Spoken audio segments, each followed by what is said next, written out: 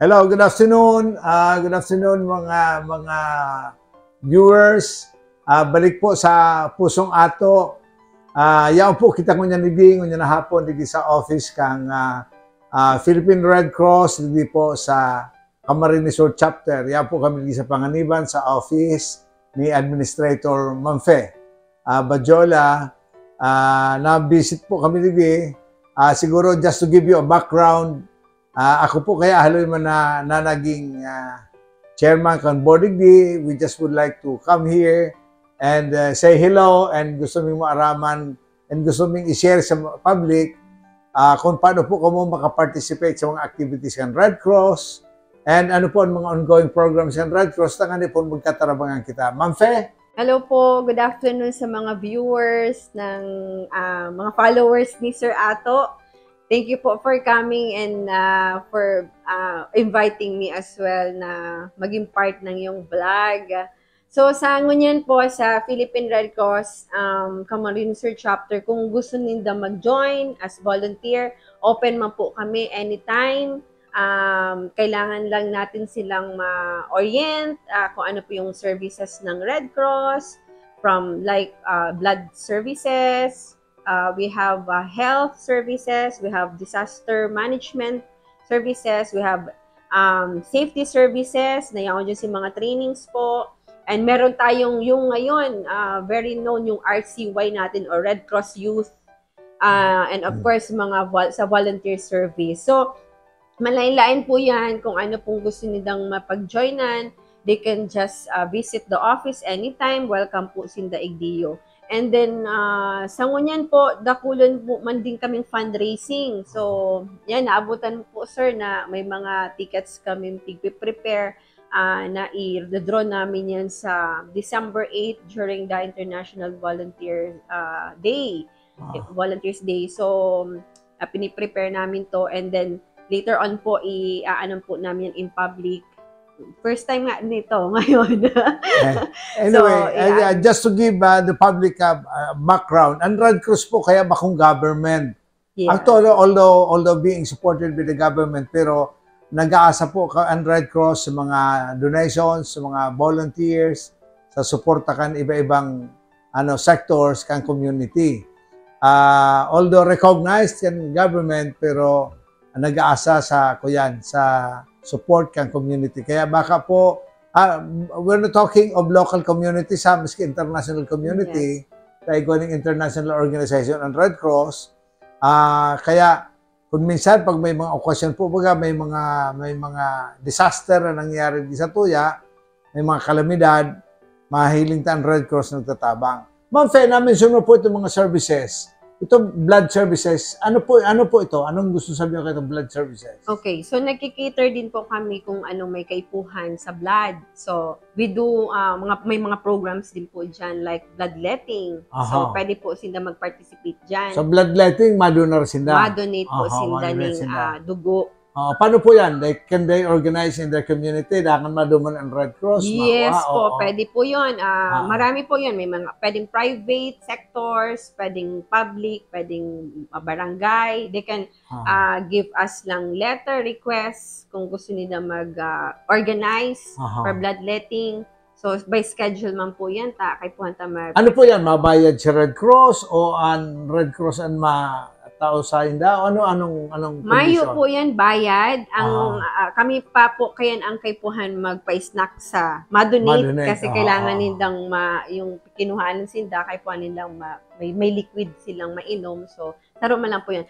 Ang preparation lang po kaya ninda, like sinda po ang ma-encourage kung sisay po yung mga madonate. Okay, mga tugang, so communities, mga organization, kung gusto po ninyo mag-organize ng bloodletting activity, ipaaram sa na po dito kay Ma'am Fe. Si Ma'am Fe, yun sa tuyang chapter administrator dito sa Camarines Sur.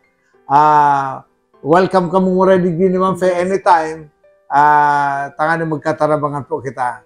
Iga ka pa pong ibang services na pigsabihin, Ma'am Fe. Ano pa po ito? Yes po, we have the safety services. Safety, ano man po yan? Sinda po ang assign sa nagtataon mga first aid training. First aid training. And then mga technical courses like sa ambulance service, rope, mga ganyan po. Paano po yan?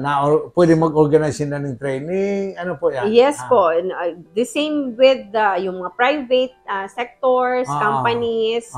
We have also barangays and then LGUs na nagre-request po for our training to mag-conduct po ng ating ano po yan? standard. May bayad man? May bayad sa trainer? Yan po, may fee talaga kita dyan kasi it have cost din and then we have instructors na kailangan nating bayaran. So, very minimal lang naman po yung fees natin na affordable naman siya. So, kung na po nito pag-isipon ng bayan, donasyon na po nito yan sa Red Cross. Opo. Kaya kung iba po mga, alam mo nga, organisasyon na gusto first aid training, ano po ang requirements nito para participants? Kung companies po, we have at least 25 to 30 participants. And then, meron din po tayong walk-in. Meron tayong schedule for 4 days kasi yon. So, weekly, meron na kami open na walk-ins. So, maano lang po sila register before the training. Kasi kailangan natin na alam nila kung ano yung mga dadalhin, ano yung mga ipiprepare din nila. So, after the training, ano po pagkatao kan Red Cross? Of course po, pag they passed it, meron din kaming certificate of proficiency. Kung daiman po, they still receive certificates. Plus, they have insurance. Inclusion na po yun ng insurance natin. Kasi may insurance po pala kita sa Red Cross. So, meron din dyan free na nung bandage. Kung ano na po yun, package na po yun sa ating fee. So, is that automatic na pag nakatapos ka ng training, volunteer ka na kang Red Cross o member ka na kang Red Cross? Yes po, kasi part of the orientation na automatic sila magiging volunteer po natin. Okay. So, magiging, na sila, belong to the program ng Red Cross 143, yung pinapalaganap po ni Chairman Gordon. Gordon, okay. So, 143, ang gusto sabihin, I love you. I love you. Yan, okay. So, in one community po, at least may one leader and 43 members. Okay. So, magayon. So, yan po ang 143. Kaya kung gusto nyo mag-organize kayo, sa kada barangay, ano? Yes po, yes. Sa kada barangay, yan ang konsepto ng Red Cross, ng itong 143. Ang sabihan, I love you. So, I love Red Cross. So, pwede kong mag-organize. So, to become a member, ano po ang requirements? Able lang po sila. They can work, may lang sila, yung willingness nila, ang pinaka-importante diyon. Bako negosyo ng itong pick-up na membership fee, mayo nga sila. Mayo po. Siguro yun na lang po ang as member, yung the insurance po. Yung insurance natin na pag malaw ka, mabayad ka naman sa insurance. So, insured ka na for the year. Yes, for the Burano na po ngunyan sa to yan. Oga po kitang 150 for the adults na yan, starting adult. 150, may 300, may 350, may 500, and then 1,000, up to 1,000. So sa kuya, dahil mo na ako pigirin niyo, ma'am, kasi 1,000. Maugmaman po pag igwa ka ng insurance na halit sa Red Cross. Tamba ko itong mga fly-by-night na insurance companies. Pag insured ka, digdi, pag itong insurance na pag-i-issue nila, ang Red Cross natabang, bako sana doon sa insurance, gabos na pwedeng itao kan opisina, natabang sila. So, ini-encourage mo po kamo na managing member, may form siya naman, no? Yes po. May form siya na, and then automatic yan, may member naman kamo, makakuha na kamo ng insurance, tanga nang managing kamong member and insured na kamo. For 1 year sa na yan, Yes po, renewable. Ano, other services pa po? Balik kita duman. May blood, may health, may disaster management. Itong disaster management, ano pa, paano ito? Ito po yung yung natin dyan is yung we help during may disaster. So, yan yung may response kita, emergency response, may recovery dyan. So, may mga projects po actually dyan naglalawag ang mga projects during... Duma na may involved itong 143. Yes, actually. Okay. Oo. So, even peacetime, pwede sila maging volunteer for the preparation. Example, yun yung mga training. So, kailangan nila matrain sa first aid. Matrain po kita kayan sa INDA. And then welfare. We also have welfare. We conduct psychosocial support. Yan po, mga family links. Ayan, kung nawawala ngaya or we assist them. Okay. Kunya sa ibang lugar. Yes. And by the way po, baka din nindo aram, ang Red Cross is international. Ang organization. International. Kaya, actually, pag member ka, nakulaon na bagay sa airport, pag hinanapan ka ng ID, pag tinaw mo ang ID Red Cross ID mo, ay nakulaon na bagay.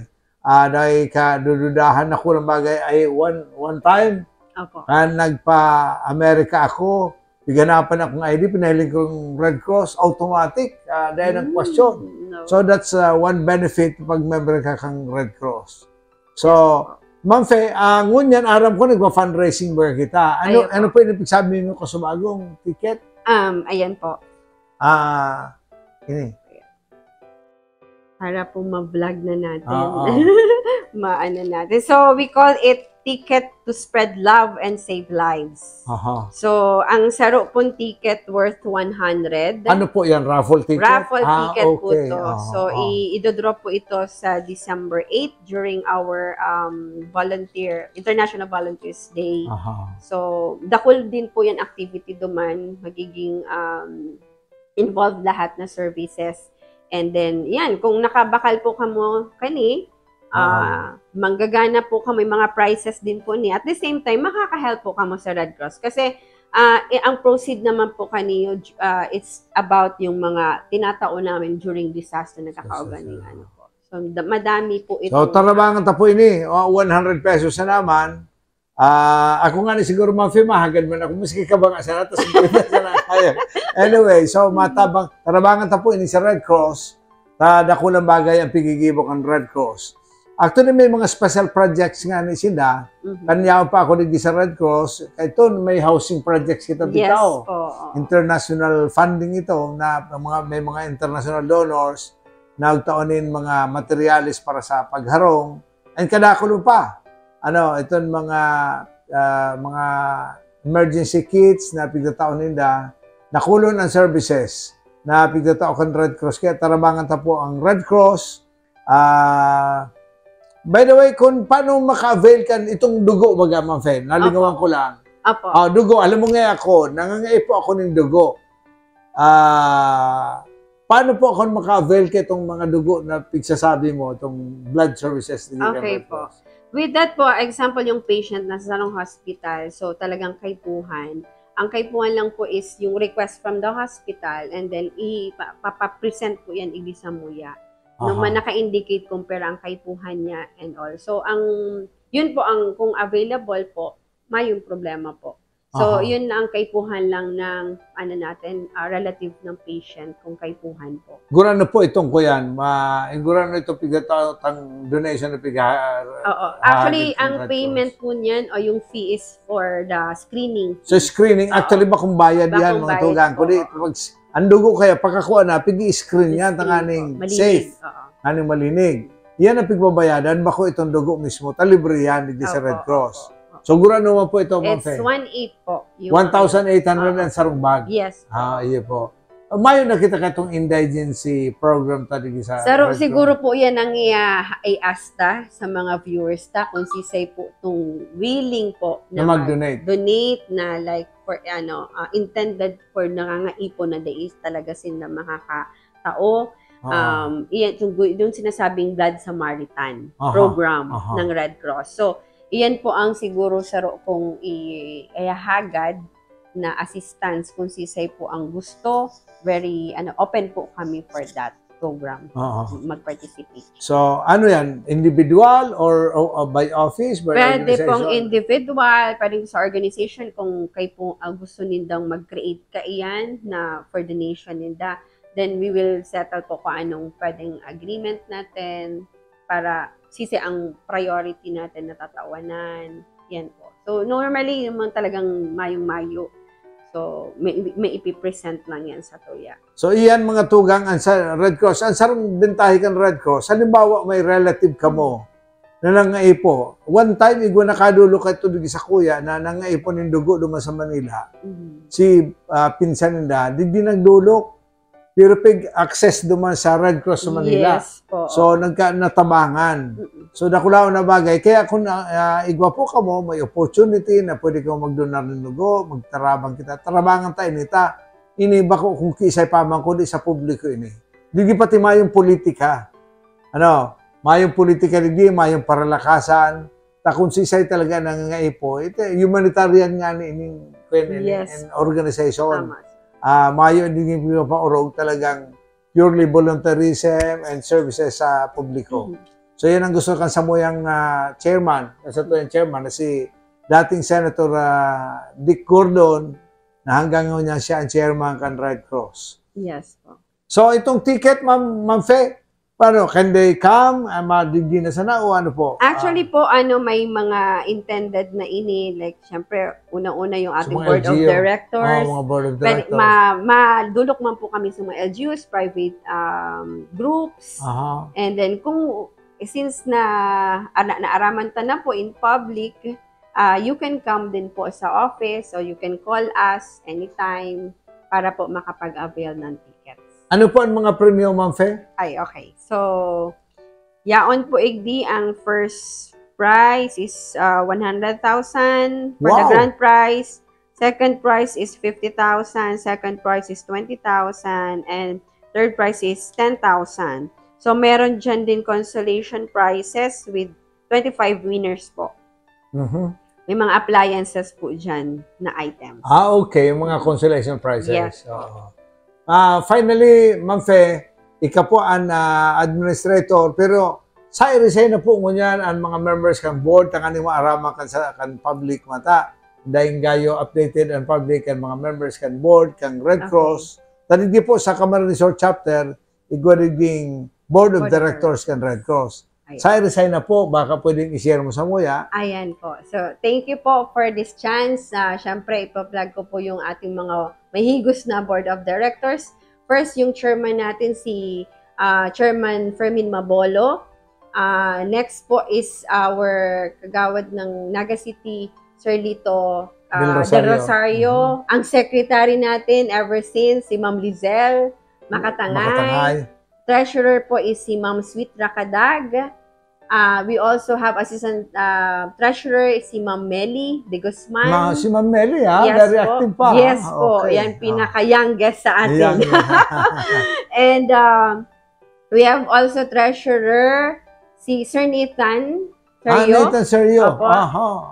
So we also have members like si Director Attorney Legacion. Siya po yung nag-handle. Yes po, siya po nag-handle ng IHL natin. We also have Sir Edu sa HR, admin. And then we also have Sir Jeremy Lo. And then we also have Dr. Zantuba. Dr. Jong Zantuba. Si Aki niya po. Yaon po siya. So last pong election na assembly na po siya nakalaog si Ma'am Chiki Fuentebella si Mayor. Yes po. And then si Sir Anthony Reyes. Si Mayor. And then we also Sir Orbel Cepeda. And we have the mandatory members from 2 DepEds, Naga and Kamsur. We also have from AFP. And then one from RCY. Yung Red President, Cross Youth. Red Cross Youth po. Yan ang mga mandatory members natin. Yan po. Nadong nindo, mga credible po ang mga members kan sa tuyang Board of Directors kan Red Cross. Yan pinagpipili yan kada pag assembly po. May election po yan. May General Assembly. Mayo pong politika dyan. Yes. Talagang purely, non-government and non-political organization, humanitarian organization po ang Red Cross. Kaya, si mga listeners, mga viewers na po, sana tarabangan na po ang Red Cross, kadakol sindang pagtatarabangan. Bako sana kung may disaster, may kalamidad, nagtatabang sila, kundi igawa sila mga ongoing programs, araw sa dugo, nang ay po kamundugo, nagtatabang ang Red Cross, pero may kadikit na donasyon, tapos igagastos sa screening. Yes. So, and kadakulong pang iba, kadakulong assistance ng pagtatawag Red Cross. Kaya, as a former Red Cross member kan board, ini-encourage ko po ang general public na tarabangan ta po, lalo na sa leadership ni Ma'am Fe Badjola. Siya po, ugmahon ako, Ang inabutan ko during that time, ang administrator, si Ma'am Nenette na Rodrigaso, and then followed by Ma'am Tess na Bongyad. And then ngunyan, we have Ma'am Fe Bajola. Very young pa si Ma'am Fe. Very young na maray. So, yan sana po, an office po kang Red Cross, hindi Panganiban Avenue po ini. Yes po, Panganiban Drive. Panganiban Drive, Naga City.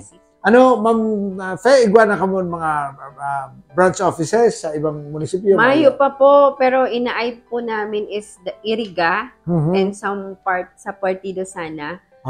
So hopefully, ma-work out po natin para mag-expand po yung chapter.